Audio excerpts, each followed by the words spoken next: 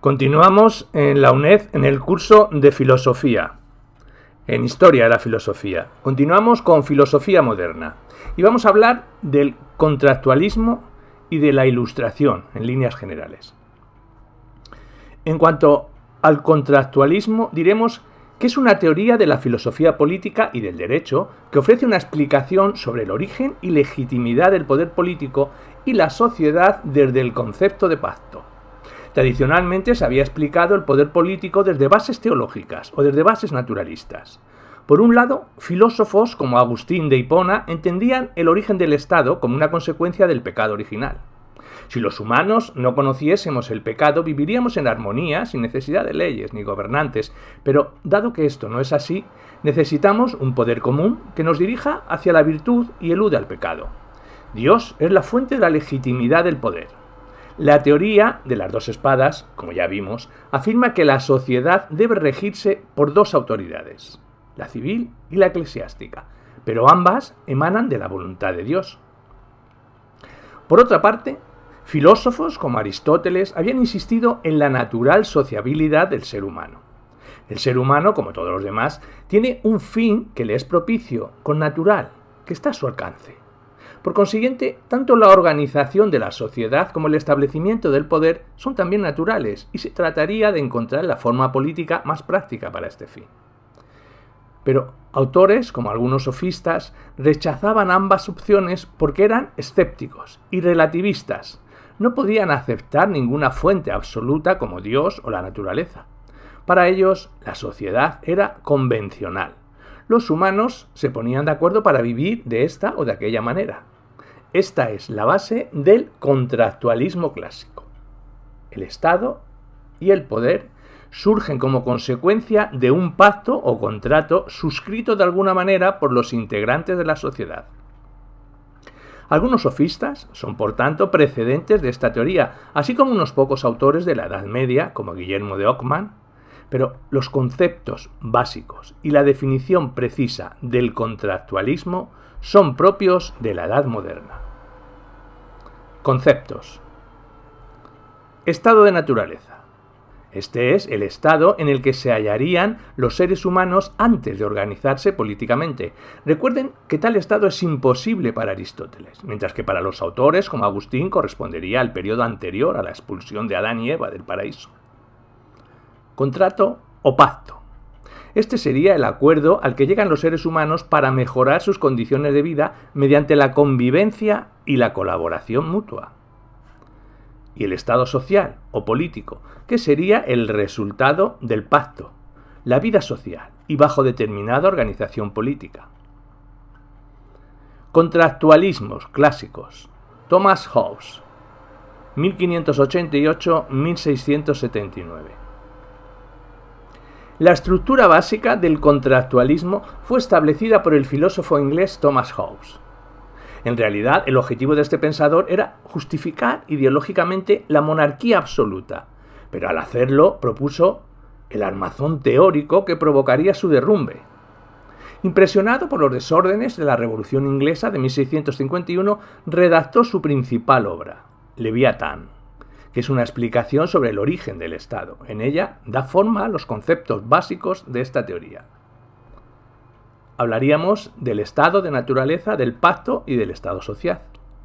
En cuanto al estado de la naturaleza, Hobbes intenta imaginar cómo sería la vida de los seres humanos antes de la aparición de la sociedad, apelando a una concepción pesimista del ser humano que, según Hobbes, es un dominado por sus pasiones, que establece el estado de naturaleza y que se caracteriza por la precariedad y la violencia, pues no existiendo ley ni autoridad, nada es justo ni injusto, y todos tienen derecho a todo. Ya que los seres humanos son aproximadamente iguales en fuerza y maldad, ninguno prevalece sobre otro, generándose lo que él llama el bellum omnium contra omnes, o sea, una guerra civil permanente, de todos contra todos, en la que la vida es breve e insoportable.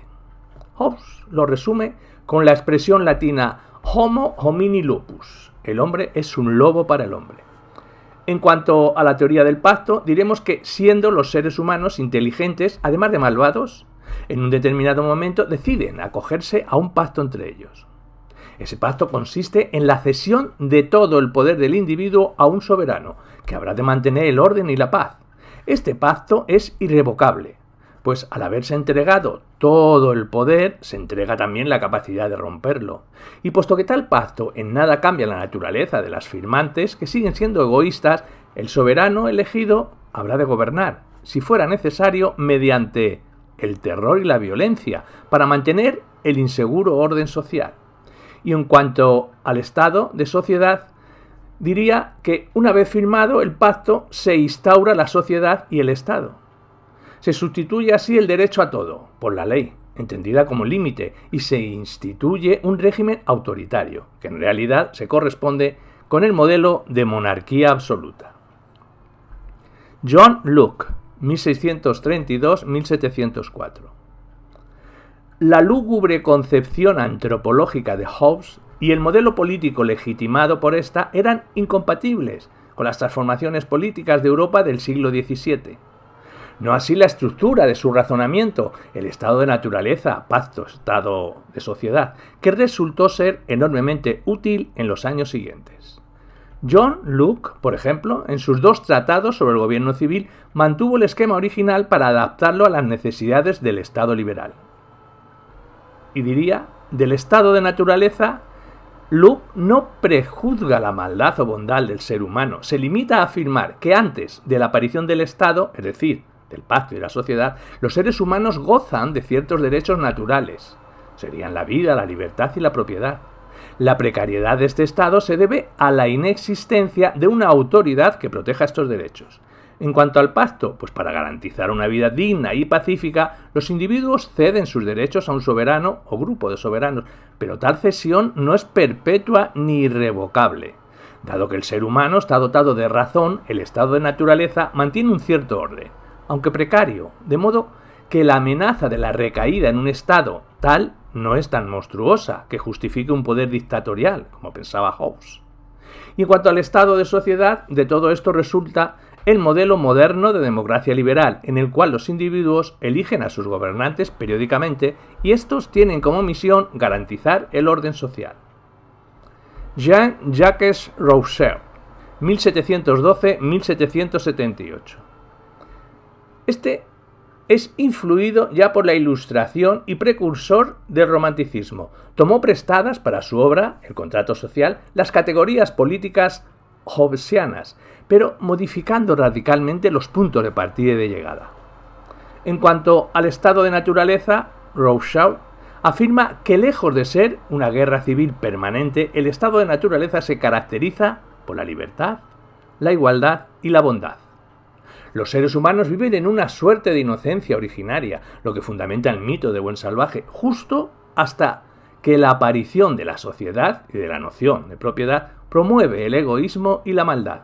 Y en cuanto al pacto, el contrato social rousseauiano, que en realidad estaba pensado para pequeñas comunidades de vecinos, como su Ginebra natal, y no para estados con millones de habitantes, y este consiste en la eliminación de los egoísmos individualistas, mediante la sumisión de cada ciudadano a la voluntad general. Volonté générale, unánime y asamblearia. El modelo político propuesto por Rousseau será la democracia directa o asamblearia.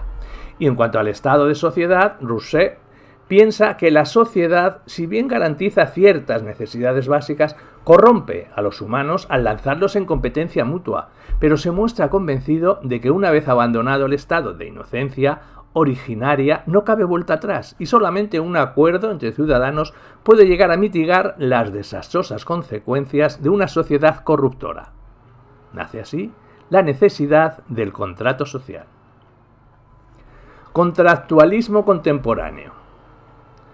El contractualismo contemporáneo ya no centra sus investigaciones en el proceso histórico que supone un hipotético nacimiento de la sociedad.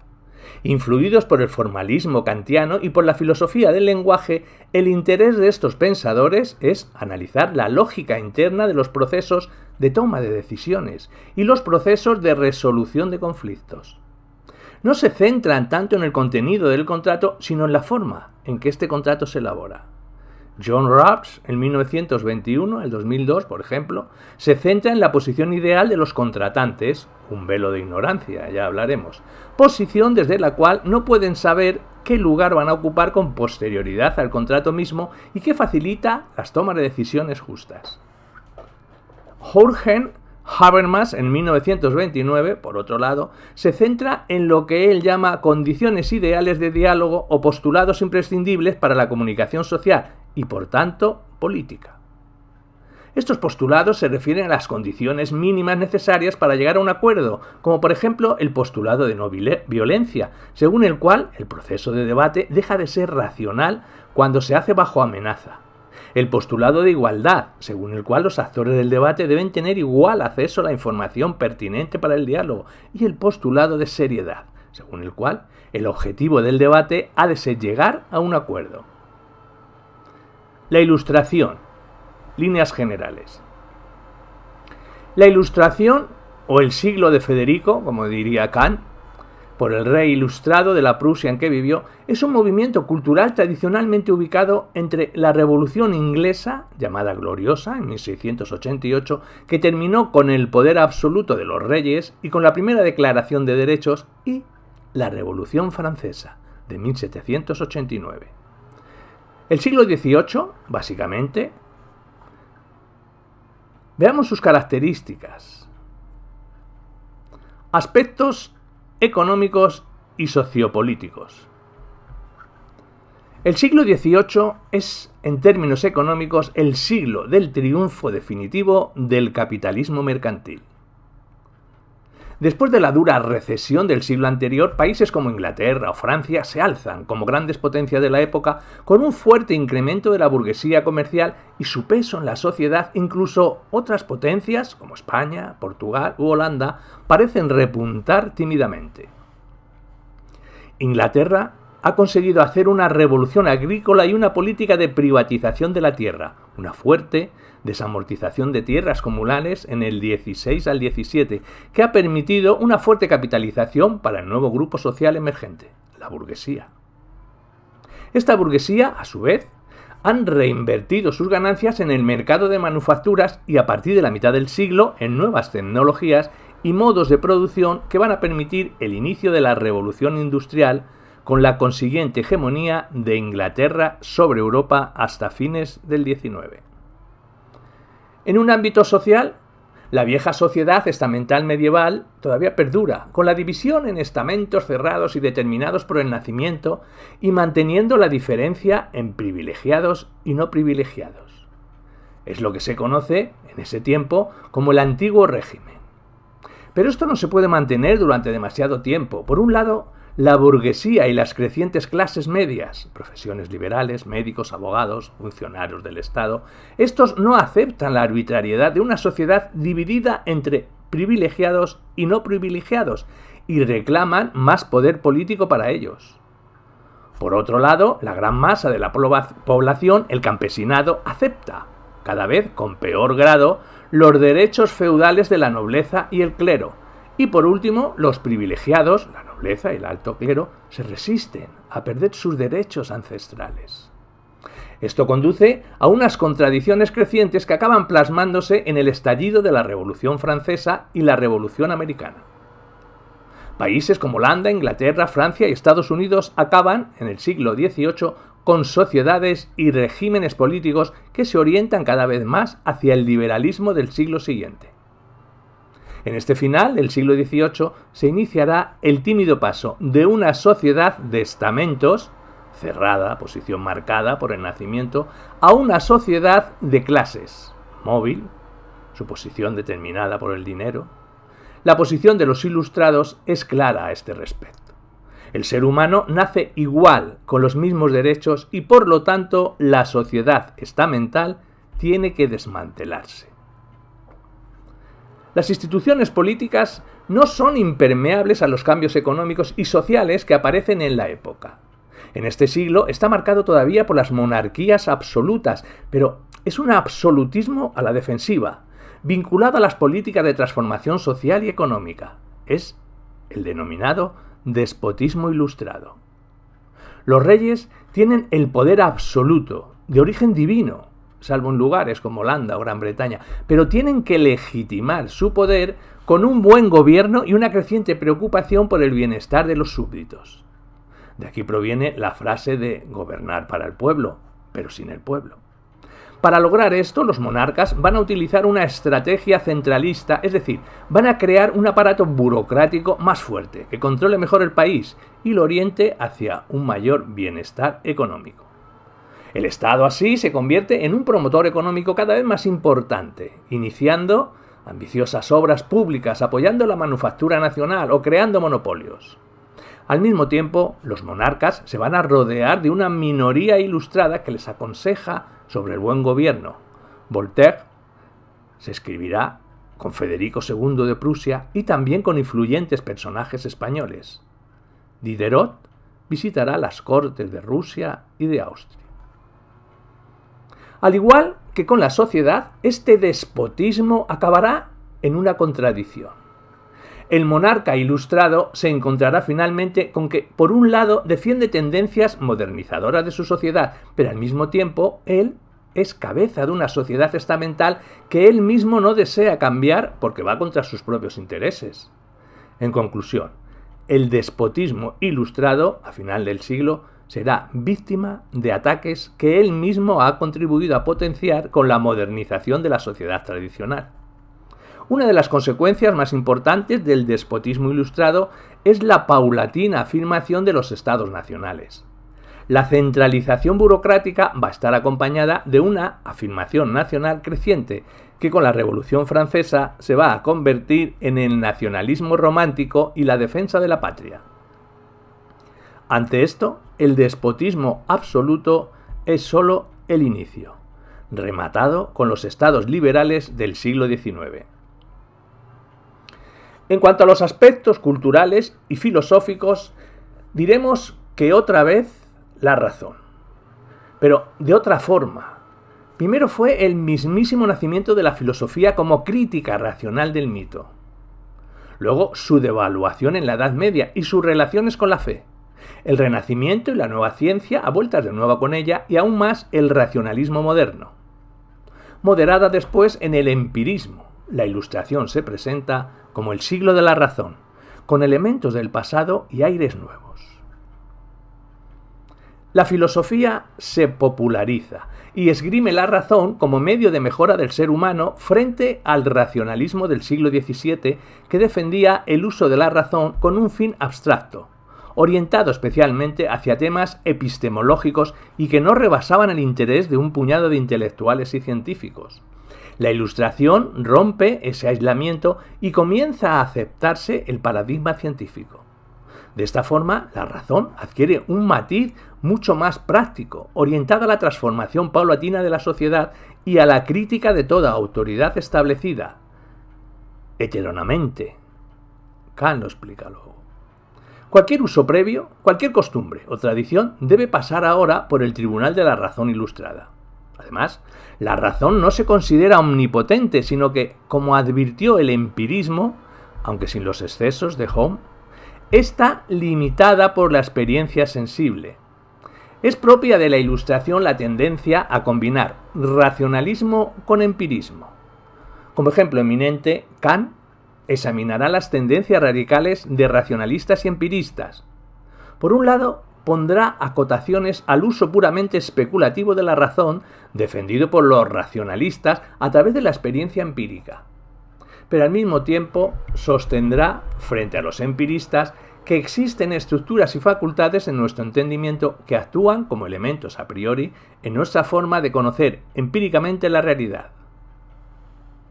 Se ve también la razón como transformadora y dominadora de la naturaleza. El uso de la razón hace posible un viejo sueño. Comprender la naturaleza y las leyes que rigen el mundo gracias a la teoría física de Newton que se convierte en modelo. La ciencia ya no es entendida solo en su forma pura, como una mera búsqueda de conocimiento en la naturaleza, sino en su forma aplicada. La ciencia es útil porque ayuda al progreso de la técnica. El conocimiento de la naturaleza en sí misma no es tan importante como el hecho de que la ciencia ayuda a dominarla. Es decir, La naturaleza ha de ponerse al servicio del hombre, en la senda de Francis Bacon, a principios del XVII. Pero lo más específico del concepto ilustrado de razón es su carácter emancipatorio, su eficacia para la liberación del ser humano. En el ámbito de la ética, el uso de la razón por parte de los individuos va a permitir que ésta pase a ser un ser autónomo, es decir, un ser responsable de sus propios actos y, por tanto, que está legitimado para ser libre, como afirma literalmente Kant, que dice que la ilustración significa el abandono por parte del hombre de una minoría de edad cuyo responsable es él mismo. Y también su carácter crítico. Una vez que el hombre es libre, no aceptará una autoridad ilegítima, una autoridad que no tenga razones en las que apoyarse. Esto conduce a una crítica radical a las dos principales fuerzas políticas del momento, Iglesia y monarquía absoluta, así como el desprecio hacia la separación de la sociedad en estamentos, privilegiados y no privilegiados.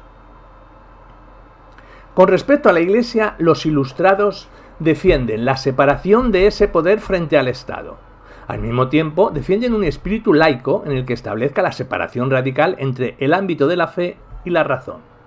De esta forma, los ilustrados van a luchar fundamentalmente contra la superstición, a la que se le considera la responsable de buena parte de los males de Europa.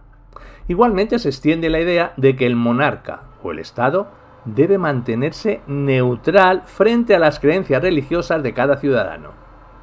Con respecto a la monarquía absoluta, el poder de la misma se legitimaba teleológicamente y esto es lo que permitía la relación desigual entre el rey y súbdito y la concepción de rey como buen padre de los gobernados. Esto a partir de la Ilustración deja de ser defendible.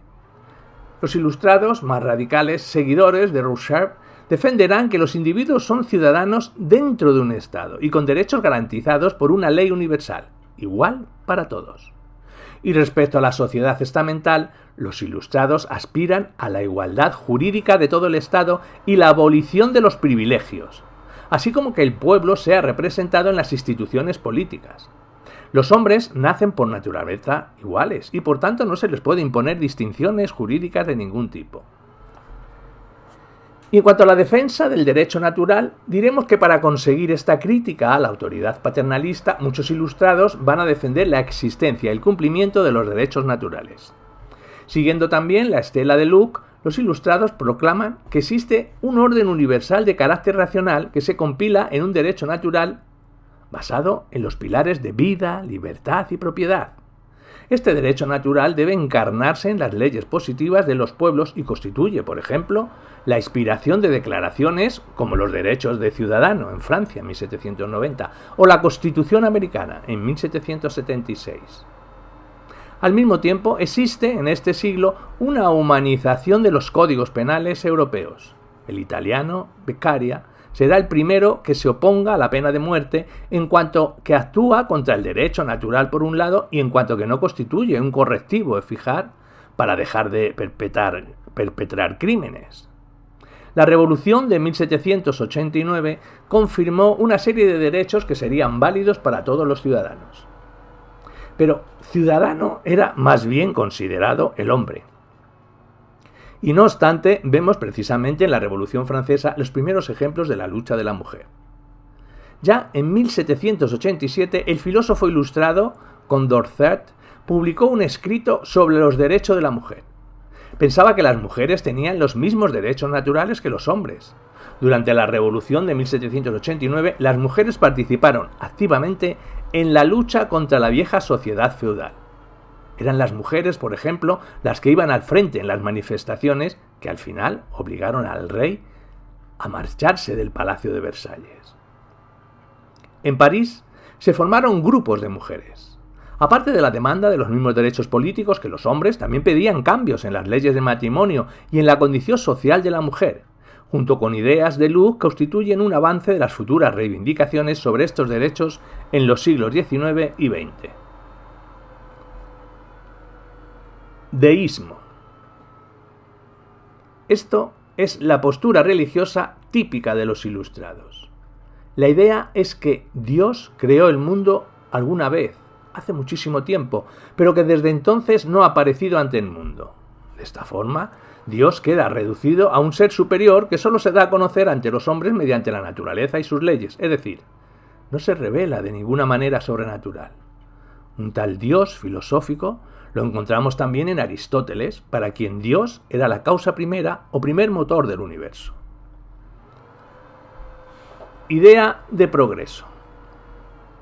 La inmensa mayoría de los ilustrados comparten un fuerte optimismo en relación con los cambios históricos que están viviendo.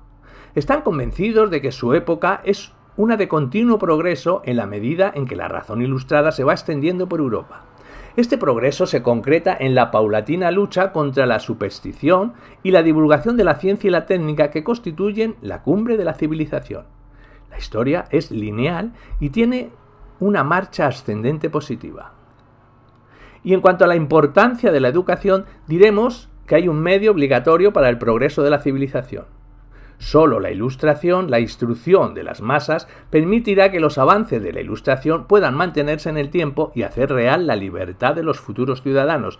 En este sentido, Kant y Rousseau son firmes partidarios de la educación como medio para transformar la sociedad. Sapere aude, atrévete a saber, se convierte en el lema de Kant. En la educación, el hombre pasa a ser heterónomo y dependiente de un individuo liberado y autónomo. Y en este contexto general debemos encuadrar la magna obra de la Enciclopedia Francesa, la primera de su género y volumen. Geografía de la Ilustración. Estos rasgos comunes se diversifican en peculiaridades nacionales. Así, Inglaterra es la cuna de la Ilustración. John Locke se considera, aparte de fundador del empirismo, como padre del movimiento ilustrado y del liberalismo político, cuyos principios impregnan la Enlightenment. La influencia de Locke se manifiesta en sus ideas políticas, parlamentarismo, régimen representativo, libertades individuales básicas, en su defensa de la tolerancia religiosa y en su epistemología empirista. Las Lumières francesas adoptan una forma más divulgadora. Buena parte de los pensadores de la época no son grandes filósofos, sino buenos divulgadores y escritores que van a ser los encargados de transmitir el pensamiento ilustrado a toda Europa. Así, Diderot y D'Alembert son los directores de la enciclopedia, obra mastodóntica que pretendía recoger todo el saber de la época, dando especial importancia a la ciencia y la técnica. Por otra parte, en Francia, la cuna de la famosa Revolución, se desarrolla de manera más crítica y radical con un estilo mordaz y satírico y con influencia del cartesianismo. La Aufklärung alemana es mucho más moderada y minoritaria, también es más tardía y breve, pronto sustituida por el romanticismo, del que es la cuna. El despotismo ilustrado tiene uno de sus máximos representantes en Federico II de Prusia, llamado el Grande, o el rey filósofo por sus inclinaciones culturales, valorado muy positivamente por Kant. El pietismo, una variedad muy rigurosa del protestantismo, hizo fortuna en Prusia, y aunque como tal credo merece los reproches de la Ilustración, tuvo su influencia en el propio Kant.